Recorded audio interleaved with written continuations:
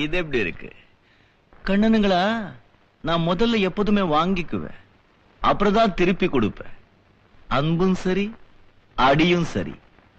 இப்படி சூடு தீ விடுவேன். உன் கூட வாழ்றதை விட தேவா கூட சாகிறது மேல். நான் ஒரு தடவை சொன்னா 100 தடவை சொன்ன மாதிரி. கண்ணா பண்ணிங்க தான் கூட்டமா வரும்.